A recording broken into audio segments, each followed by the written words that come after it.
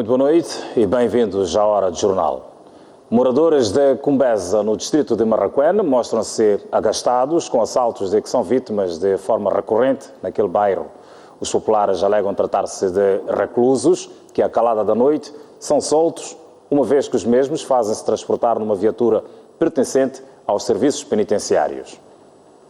O medo é tanto que nenhum destes moradores quer mostrar sua cara por temer represálias. A insegurança tomou conta deles, pelo fato de frequentemente suas residências serem invadidas na calada da noite por homens munidos de vários instrumentos, incluindo armas de fogo. Nós temos sofrido constantes roubos. Eu até diria que são vândalos, porque quando entram na casa querem roubar, querem pilhar, querem violar, o que não é normal. Agora problemas, todos os dias bandidos, mas nós estamos aqui desde o tempo colonial, não tínhamos bandidos aqui. Neste sábado, uma das vítimas foi este senhor na imagem.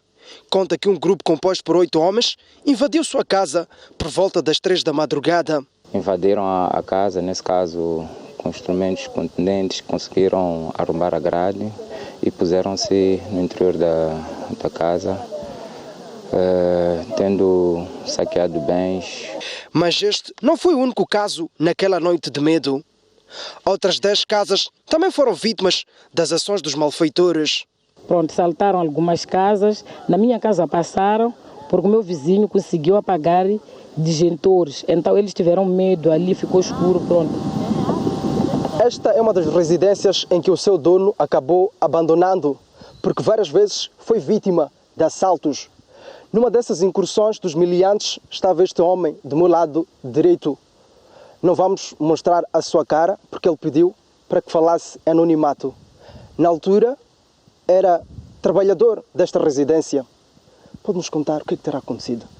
Eles chegaram e neutralizaram, nos amarraram, foram nos pôr na cozinha. Os homens estavam armados? Sim, estavam armados. Então, daí, começaram a fazer limpeza da casa. Levaram tudo que tinha. E o dono da casa acabou por abandonar a casa. Os moradores de Cumbesa dizem que os miliantes faziam-se transportar numa viatura pertencente aos serviços penitenciários. Eles suspeitam que se trata de reclusos soltos na calada da noite. Nós bloqueamos a rua principal, onde depois apareceu um carro da penitenciário, nesse caso transporte de reclusos. E para nós aqui foi um alívio, porque vimos a autoridade. Pedimos para que eles parassem, não pararam. Aceleraram a viatura, foram-se embora, perseguimos a viatura e eles, na verdade, fizeram tudo para poder despistar-nos. Ela é carro do Estado, então nós confiamos a eles, então viram eles também contra nós, já não sabemos onde podemos ir, já não sabemos onde que podemos reclamar. Diante dos assaltos frequentes, os moradores dizem estar a ver num mar de incertezas e o problema agrava-se ainda mais pelo fato de o bairro não possuir iluminação pública. Estamos a ver o posto de Cumbesa é composto por poucos elementos e o bairro de Cumbesa é enorme. Segundo informações fornecidas pela polícia, um dos miliantes encontra-se hospitalizado depois de ter sido baleado por um dos membros desta quadrilha. Aliás, um dos seus comparsas, se assim quisermos dizer. Relativamente à viatura em que se faziam transportar, onde a população diz ser alegadamente pertencente aos serviços penitenciários, a polícia diz estar a investigar o assunto. As imagens são de Elton Tsimbane e Julião Job para a STV. A polícia convocou a imprensa na manhã desta quarta-feira para confirmar o caso de rapto de uma criança registrado na Beira e para informar que ainda não tem pista dos autores do crime, pedindo igualmente a colaboração dos cidadãos na identificação dos criminosos. A polícia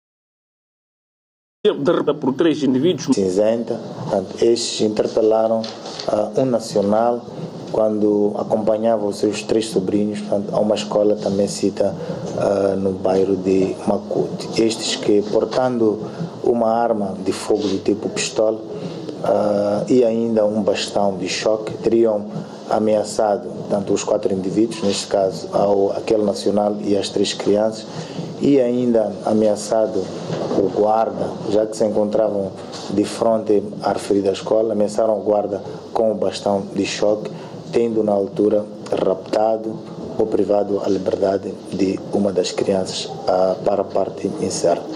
A polícia acrescentou que já está a investigar o caso, mas declinou prestar informações sobre quem é a vítima e muito menos dos parentes. Vamos deixar para que a investigação, portanto, prossiga. Não iremos revelar, portanto, alguns dados, não seremos exaustivos na revelação, portanto, de alguns dados para o bem da própria investigação. Refere-se que a vítima foi raptada cerca das 8 horas desta terça-feira, no momento em que pretendia entrar para um estabelecimento de ensino privado onde frequenta o curso de inglês. No âmbito da cooperação militar, o ministro da Defesa Nacional, Atanasio Tumuk, assinou vários acordos com o seu homólogo russo, onde recebeu garantias de apoio para o desenvolvimento da Marinha de Guerra. Os acordos aconteceram à margem da participação de Moçambique na 7ª Conferência para Assuntos de Segurança Internacional, que decorreu em Moscovo. A delegação moçambicana, encabeçada pelo ministro da Defesa Nacional, Atanasio Tumuk, deslocou-se à Rússia a convite do seu homólogo daquele país, o general do Exército Sergei Shoigu, no âmbito da cooperação entre os dois países. O ministro da Defesa Nacional, Atanasio Tumuk, assinou acordos de cooperação com seu homólogo russo, no qual aquele país estrangeiro compromete-se a ajudar Moçambique a fortalecer a Marinha de Guerra. Durante o encontro, os dois dirigentes manifestaram interesse em revitalizar os laços históricos que existem desde a luta armada de libertação nacional. Durante os 5 dias da sua estadia em Moscovo, a delegação moçambicana participou em várias reuniões, incluindo a 7ª Conferência para os Assuntos de Segurança Internacional. Ainda na Confederação Russa, conhecida como uma das potências mundiais também em desenvolvimento de armamento, Tumuk reuniu com o vice-ministro russo da Defesa, onde delinearam estratégias para a formação de oficiais superiores e subalternos militares moçambicanos. A Assembleia da República adiou, a pedido da Renamo, a apreciação da proposta de lei de combate ao terrorismo e ações conexas. Entretanto, apreciou e aprovou em definitivo a informação relativa à revisão do Código de Execução de Penas, do Código do Processo Penal e do Código Penal. Estava previsto que a Assembleia da República apreciasse na generalidade neste 37º dia da 7ª sessão ordinária da 8ª legislatura a proposta de lei que estabelece o regime jurídico de repreensão e combate ao terrorismo e ações conexas. Porém, o instrumento foi posto de lado, uma vez que a bancada parlamentar da Renamo solicitou mais tempo para se apropriar mais dos pareceres das comissões especializadas. No entanto, a Assembleia da República seguiu com a apresentação, apreciação na generalidade e especialidade dos projetos de resolução atinente à informação da primeira comissão relativa à revisão do Código de Execução de Penas, Código do Processo Penal e do Código Penal.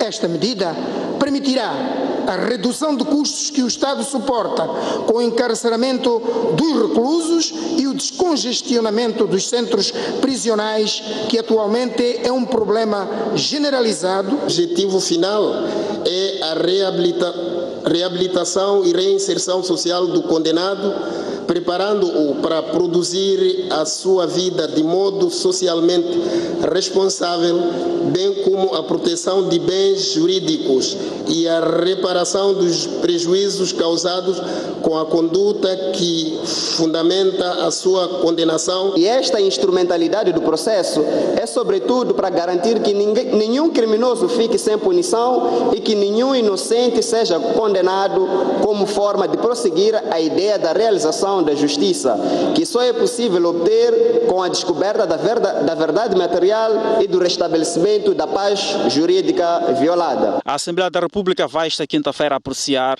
na especialidade, o projeto de resolução atinente à Conta Geral do Estado de 2016. Paulo Van Hal tomou posse hoje como presidente do município de Nampula. O presidente eleito pediu a colaboração de todos e referiu que a sua investidura é uma justa homenagem a Afonso de Lacama, presidente do partido.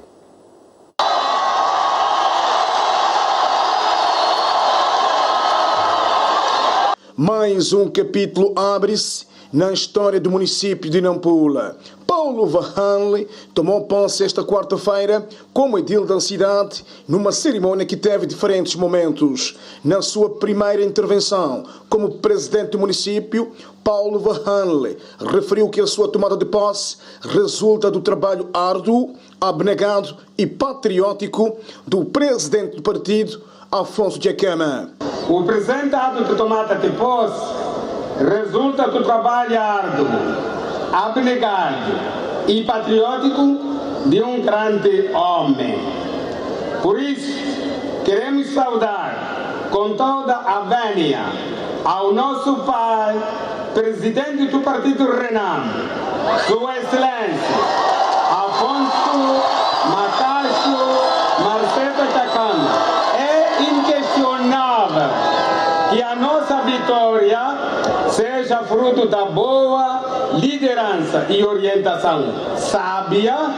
Por isso, aqui está uma vitória convincente, retumbante, esmagadora e asfixiante. Paulo Vahanle disse ser o compromisso da sua governação tornar a cidade de Nampula a casa de todos e apelou à participação dos munícipes na limpeza e beleza da cidade. Nosso compromisso é tornar a cidade de Nampula a nossa casa, onde cada munícipe faz e dá o melhor de si para a beleza e conservação da nossa urbe. Queremos uma cidade de Nampula limpa, tranquila. Paulo Vahanle foi eleito na segunda volta da eleição intercalar. A ministra do Trabalho, Emprego e Segurança Social, em representação do Governo Central, exortou o novo presidente do município de Nampula a trabalhar em estreita e rigorosa observância à lei e pelo respeito dos princípios de igualdade e imparcialidade do tratamento dos cidadãos. As figuras que assistiram à investidura esperam que Paulo Vahanle se concentre em questões pontuais. O Governo Central esteve representado na cerimônia de investidura do novo presidente do município de Nampula por Vitória Diogo, ministra do Trabalho, Emprego e Segurança Social. A governante fez apelos a Paulo Vahanle. O exercício destas funções acarreta um conjunto de obrigações que passam pela estreita e rigorosa observância da lei, por abordagens de gestão inclusiva das comunidades, pelos respeitos dos princípios de igualdade e imparcialidade no tratamento dos cidadãos, da boa gestão da coisa pública e no comprometimento em trabalhar para a melhoria das condições de vida dos munícipes, pois trata de um cargo ao qual se ascende por voto popular e por isso se espera prestação de contas, não só à população eleitoral, mas a todos os munícipes desta grande cidade. Algumas figuras presentes no ato de tomada de posse dizem esperar que Paulo Vahanle se concentre nas questões pontuais e que corresponda às expectativas do eleitorado. Nós, como Renamo, sentimos que o processo foi transparente e que terminou com uma vitória justa. A nossa expectativa é que os munícipes da cidade de Nampula têm uma oportunidade para, mais uma vez, serem bem servidos. Foi uma cerimônia bonita, gostaria que ele pudesse deter-se nas questões pontuais fazíveis. Alegria por ver o exercício da democracia na diversidade, num Estado que nós queremos em todo lado.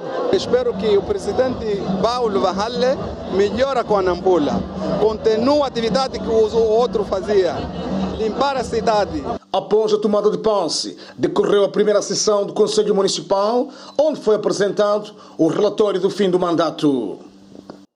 Um homem que nasceu para ser eletricista.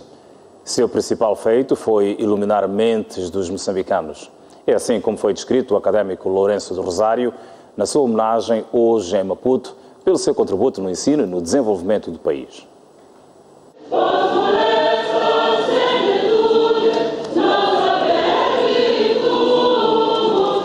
Comunidade académica, dirigentes de órgãos de soberania, amigos e familiares juntaram-se esta quarta-feira no anfiteatro da Universidade Politécnica para homenagear um dos fundadores da primeira instituição de ensino superior privada no país, Lourenço do Rosário.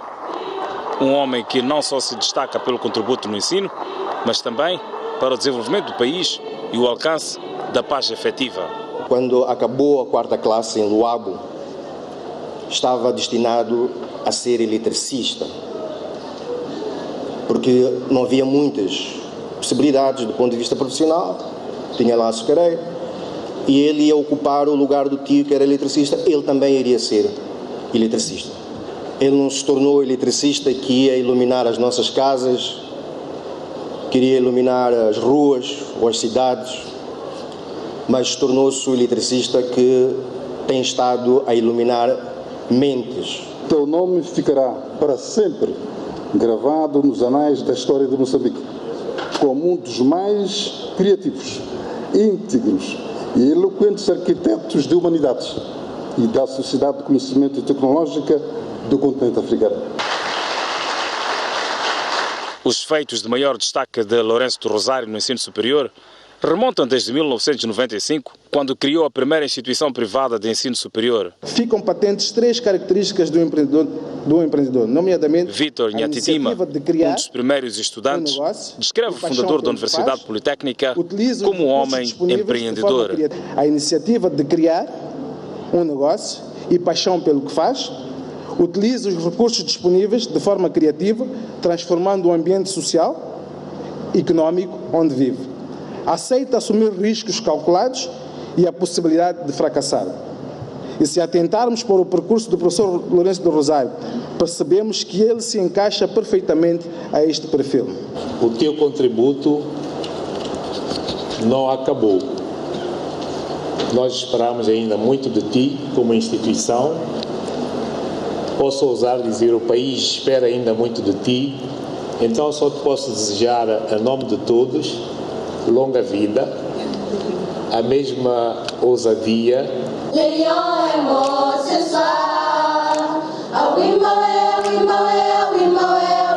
Já fora da reitoria da instituição, por si fundada, onde ficou de 1995 a 2016, do Rosário, diz ser agora um homem reformado. Portanto, estando desempregado, sentado e isolado, nada me sobra senão investigar e pensar e participar. Muito obrigado por esta homenagem a todos.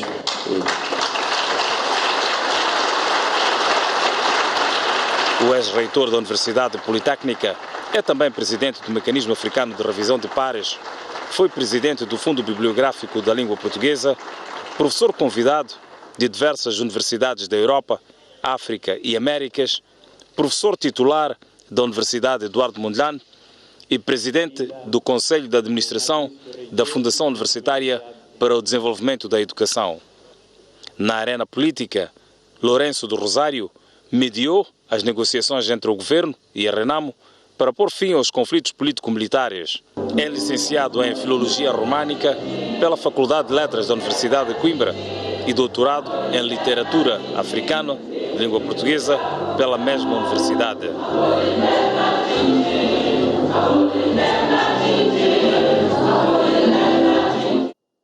Passamos a ler um comunicado da HCB que alude sobre a reposição no fornecimento de energia. No dia 17 de abril de 2018, por volta das 17h22, registrou-se uma interrupção total do fornecimento de energia aos clientes da HCB, nomeadamente a EDM, ESCOM e ZESA. Esta interrupção foi originada por uma perturbação imprevista que ocorreu no percurso do trabalho em curso, visando a modernização dos servidores do sistema de controlo dos grupos geradores da HCB. A modernização dos servidores vem sendo desenvolvida com intervenção técnica do fabricante dos equipamentos, a empresa General Electric. Em face da ocorrência, foram imediatamente empenhadas equipas de trabalho, tendo em vista a reposição célere do fornecimento de energia aos clientes, que iniciou cerca de 5 horas depois. Pelos transtornos causados, a HCB apresenta sinceras desculpas aos seus clientes e ao público em geral. Estivemos a ler um comunicado da HCB relativo à reposição da energia. Damos seguimento às notícias no Jornal da Noite e agora para olharmos para a cooperação entre a Universidade Eduardo Mondlane e a Suécia, Moçambique terá 100 novos doutorados até 2022, formados através de um programa de cooperação denominado UEM Suécia 2017-2022, lançado oficialmente hoje. Entre os doutores estarão pelo menos 30 mulheres. Dos 1.000 docentes da Universidade Eduardo Mondlane, apenas 400 têm um nível de doutoramento. Este é um cenário que a UEM quer mudar até ao fim do programa de cooperação com a Suécia, a 2017-2018, lançado oficialmente esta quarta-feira em Maputo. Além de colocar mais 100 doutorados no mercado moçambicano, o programa pretende aumentar o nível de produção e produtividade científica no país.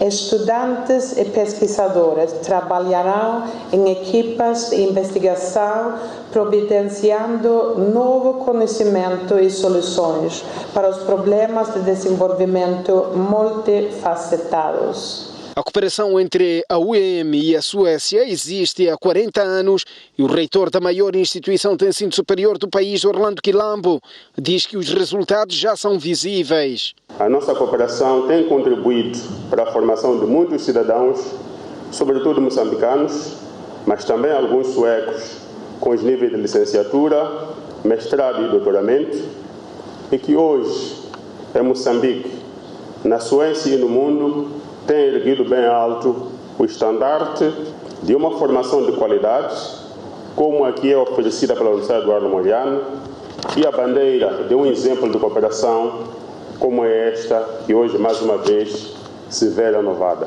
Os novos doutores poderão ser formados em universidades suecas e sul-africanas e serão indicados pela Universidade Eduardo Mondlane, podendo ser da UEM ou de outras instituições públicas de ensino superior. O programa UEM Suécia 2017-2022 vai custar 355 milhões de coroas suecas, equivalentes a cerca de 2,5 bilhões de meticais. Observamos neste momento a nossa primeira pausa no Jornal da Noite. Voltamos já a seguir.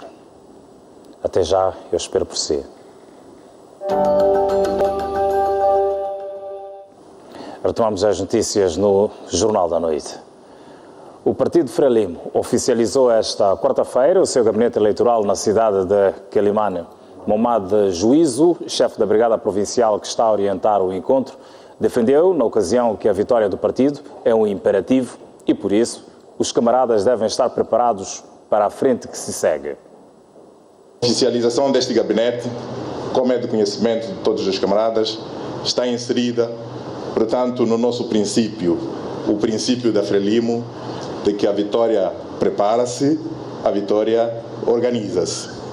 Estamos aqui comprometidos e queríamos, mais uma vez, recordar aos nossos camaradas que a vitória da Frelimo na cidade de Quelimane nas eleições autárquicas e no distrito de Quelimane, que está na província da Zambésia, nas eleições gerais, está dependente do nosso nível de organização. Este político instou cada militante do partido aqui presente a estar cientes dos desafios que é de vencer e convencer nos resultados eleitorais. Aqui começamos a dar ênfase a este princípio de que a vitória prepara-se, a vitória organiza-se, oficializando o nosso gabinete, criando as nossas brigadas de assistência à base para não só difundirmos as grandes decisões do nosso 11º Congresso, como também para continuarmos a nossa ação de sensibilização, portanto, dos nossos militantes.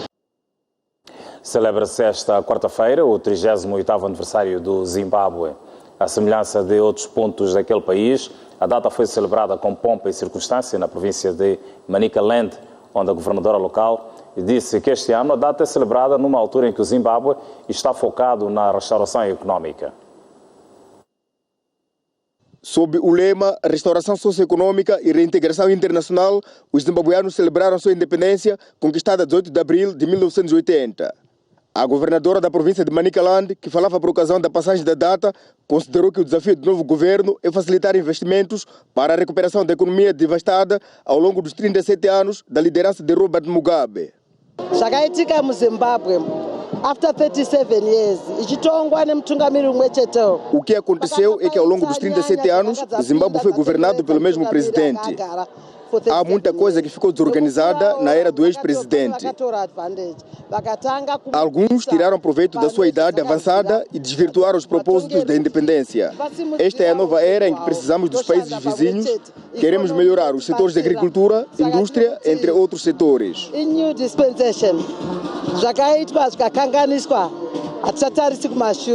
Por seu turno, o governador de Manica, presente nas celebrações, destacou o papel de Moçambique no processo de libertação do Zimbábue. Recordamos hoje dos moçambicanos que, lado a lado com os zimbabueanos, combateram o regime de Ian Smith até a vitória. Por isso, ao estarmos aqui, estamos a celebrar a nossa própria vitória. E, ao mesmo tempo, desejar os parabéns, naturalmente, ao povo zimbabueano pelo seu dia. Os zimbabueanos acorreram em massa aqui no Sakuva Stadium para, além de celebrar os 38 anos da independência do jugo colonial britânico, também celebrar a passagem dos 5 meses da era sem Mugabe e com os destinos deste país a serem conduzidos pelo presidente Emmerson Mnangagwa. Carlitos Cadangue, STV. O ex-presidente do Brasil, Luiz Inácio Lula da Silva, viu ser-lhe negado esta quarta-feira o último recurso de que ainda dispunha no Tribunal Regional Federal da 4ª Região, que o condenou a uma pena, condenou em segunda instância a uma pena de 12 anos e 1 mês de prisão. O caso segue agora para o Superior Tribunal de Justiça, segundo o jornal português Expresso. Ontem, Barbara Bush, esposa do 41º presidente norte-americano, George W. Bush, George Bush pai, Bárbara perde a vida aos 92 anos de idade e será lembrada como a primeira-dama que lutou pela alfabetização do povo dos Estados Unidos. Conhecida por ser uma mãe protetora da sua família e nação, a antiga primeira-dama dos Estados Unidos, Barbara Bush, casada com o 41º presidente, George Bush, morreu na terça-feira vítima de uma doença crônica pulmonar. Barbara Bush, também mãe do 43º presidente norte-americano, George Walter Bush, nos seus últimos dias, prescindiu de cuidados médicos, tendo optado pelo conforto familiar. A mulher de 92 anos de idade será lembrada por ter sido a primeira-dama que enveredou esforços para a alfabetização do povo multicultural dos Estados Unidos da América. Em comunicado, seu filho George Bush disse que Barbara Bush foi uma fabulosa primeira-dama e mulher inconfundível, que trouxe suavidade, amor e literacia para milhões dos americanos. A família Trump escreveu que Bush seria lembrada por sua devoção ao país e a família pela literacia, valor que dignifica a família. Por sua vez, a família Obama descreveu Barbara Bush como um exemplo de decência e humildade, um dos melhores espíritos característicos da América. A era dos Castros na República de Cuba está prestes a terminar. Pela primeira vez, o Partido Comunista vai eleger um novo líder que vai suceder Raul Castro. 605 parlamentares de Cuba começam esta quarta-feira a eleger um novo líder daquele país, bem como os 30 membros do Conselho Estatal. Esta vai ser a primeira vez que Cuba vai estar sob direção de um novo líder fora dos Castros. O atual vice-presidente, Miguel Díaz-Canel, é o mais esperado para suceder Raul Castro, depois dos 40 anos da era dos Castros.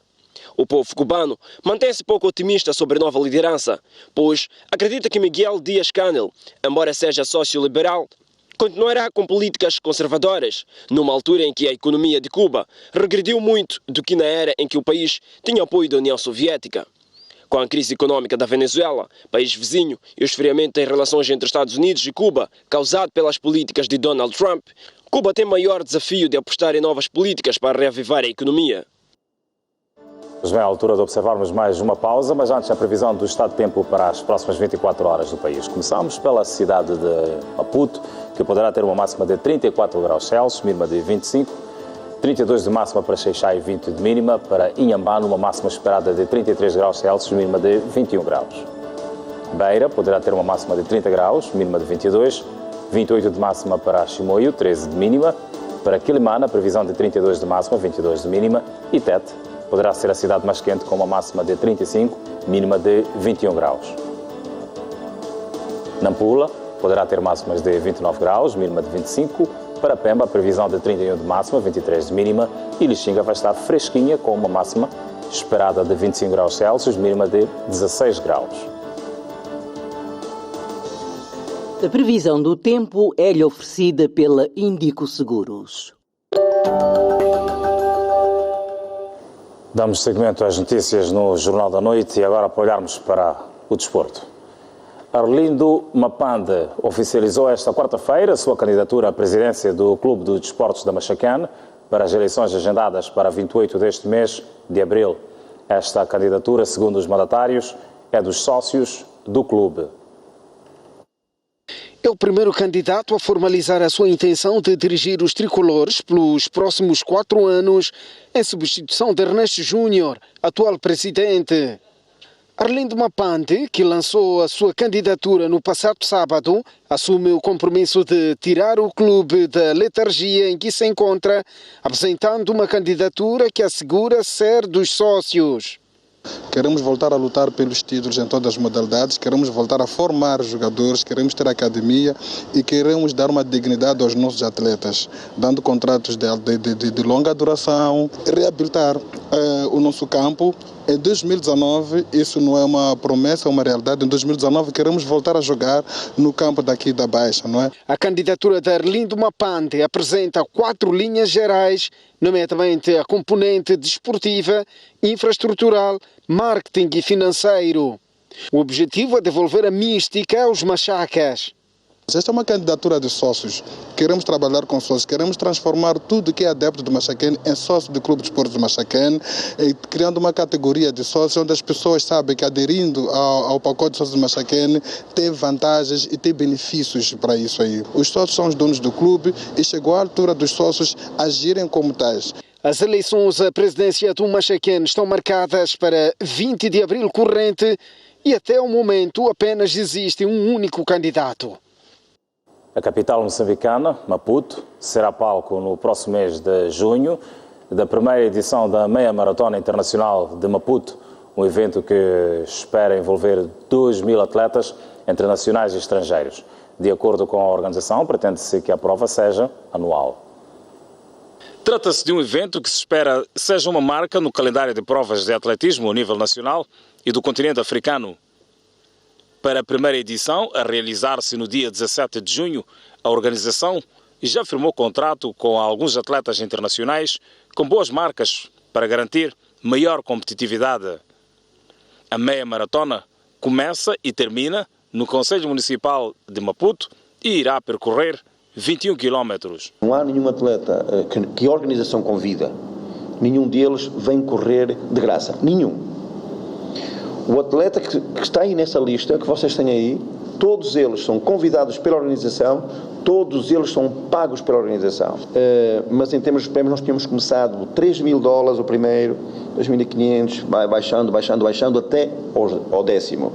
Nós temos prémios para os 10 primeiros. E nós para os nacionais tínhamos, se não tenho erro, $1.000 para o primeiro, 750, 500 ou algo assim por aí mais ou menos. O representante da Federação Internacional do Atletismo disse que Maputo tem boas condições para acolher provas desta dimensão. Aqui venhamos a ter uma marca muito importante, quiçá um recorde, que seria bom para Moçambique e para todos nós. Espera-se que o momento seja de divulgação e exibição da riqueza arquitetónica da cidade de Maputo. Vai ser um ganho tanto para o turismo, porque há muita gente que gosta de assistir uma maratona. Além da prova principal, que será para atletas nacionais e internacionais com experiência, haverá uma outra chamada Corrida da Família, que visa massificar práticas saudáveis sem fins competitivos. Vamos a mudar de página no jornal. A direção da Escola Secundária de Moelé, em Inhambane, mostra-se preocupada com o desabamento do pavilhão desportivo, que data há mais de um ano. A situação constitui um perigo para a comunidade estudantil, para além de condicionar a prática das diversas modalidades esportivas e culturais no recinto. É a maior escola secundária a nível da cidade de Inhambane, com 22 salas de aula e um espaço de 15 hectares, que se viu sem um pavilhão de desportos desde o ciclone Dineo de fevereiro do ano passado. Envolvidos 14 meses, a situação continua a mesma, estando a condicionar as diversas modalidades desportivas da comunidade escolar, para além de constituir um perigo iminente para os alunos, situação que está a preocupar a direção da escola. Significa um grande desafio para todos nós. Para falar da comunidade que em tempos fazia uso deste pavilhão para os seus eventos, por exemplo, casamentos e alguns espetáculos, para além da própria finalidade para o qual foi construído, que é a prática do desporto. A nossa escola tem vários troféus que os conseguiu graças ao pavilhão que na altura estava em funcionamento. Nós movimentávamos quase todas as modalidades de salão, que neste momento estamos quase parados. Segundo a direção da escola, o problema já é do conhecimento das estruturas máximas do país, desde o governo provincial ao central. O chefe de Estado já passou por aqui, o Ministério da Educação passou por aqui e a última visita que nós recebemos foi de engenheiros do Ministério da Educação, que vieram fazer o levantamento daquilo que efetivamente é necessário que se faça. A conclusão que se tirou na altura foi de que é uma obra de grande engenharia que não é qualquer um que tem de mexer. Enquanto não aparece nenhuma luz verde no fundo do túnel para a reconstrução ou remoção da estrutura obstruída, a direção da escola avança com a hipótese de aliviar o espaço através da venda dos escombros. Nós estamos a vender a um preço negociável, porque o que nós queremos é pelo menos remover o que está ali, que impede que as crianças possam praticar o desporto. Na escola vizinha, o vendaval tirou a vida do diretor, que em busca de proteger o material didático encontrava-se por cima do teto a pregar a chapa de zinco onde foi colhido com a fúria da natureza. Está pautada a informação. Obrigado pelo carinho da sua audiência. Despeço-me. Marco novo encontro amanhã pontualmente às 19 horas mais 55 minutos. Até lá, desejo a continuação de uma noite feliz. Veja a seguir no canal STV Notícias, a Noite Informativa.